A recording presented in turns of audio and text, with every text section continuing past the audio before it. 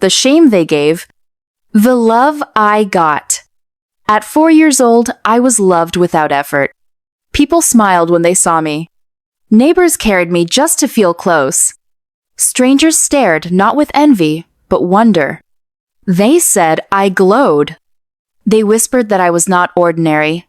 Some even claimed I was a water goddess, sent to bless the land with beauty. I didn't understand those words then.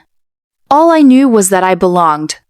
By 8 years old, that glow had grown brighter. I was beautiful, intelligent, full of laughter and dreams. My family was whole. My future felt promised. Then, at 14, life punished me for believing it was kind. On August 19th, a plane fell from the sky, and with it fell my entire world.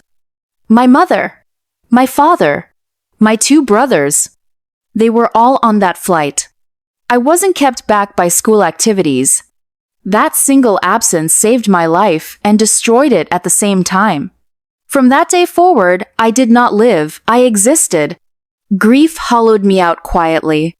Every morning I woke up shocked that the world was still spinning. Every night I begged sleep to take me somewhere my family still breathed. But life does not pause for broken hearts.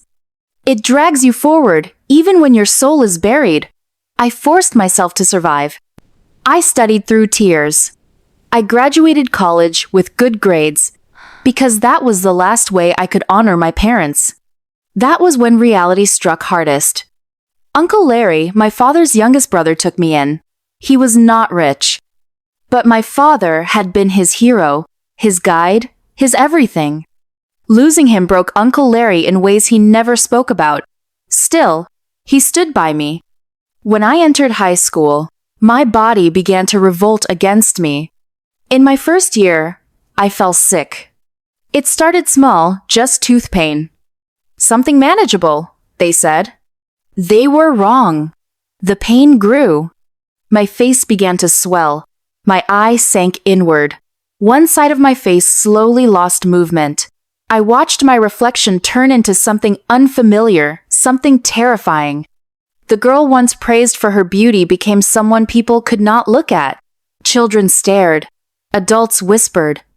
Friends struggled to hide their shock. I stopped recognizing myself. I looked like a monster.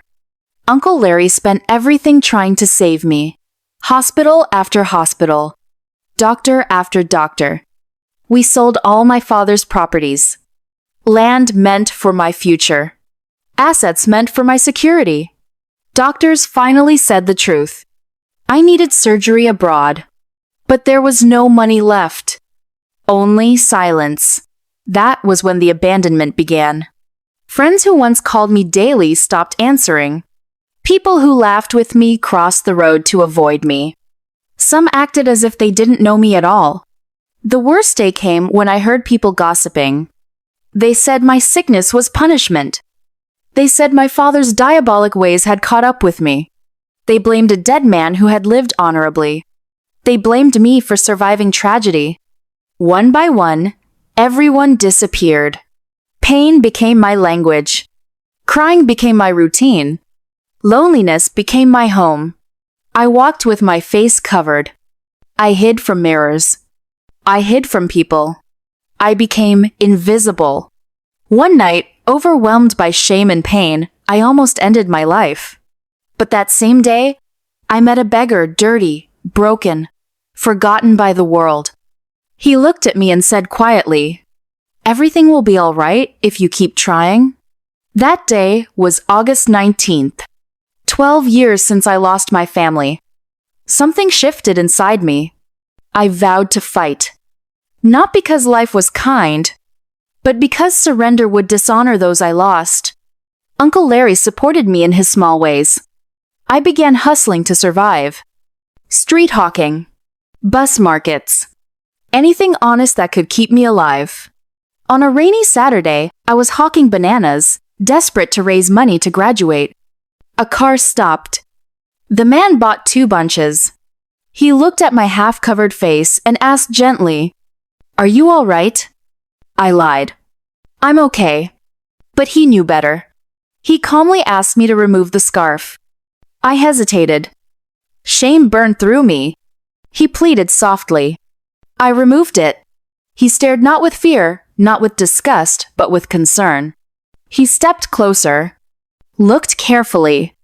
Then he returned to his car, handed me a rubber complimentary card, and said, "Call me." And he drove away. A week later, pain returned worse than ever. Toothache, swelling, tears. That card burned in my pocket. Reluctantly, I called. That single call changed my entire world.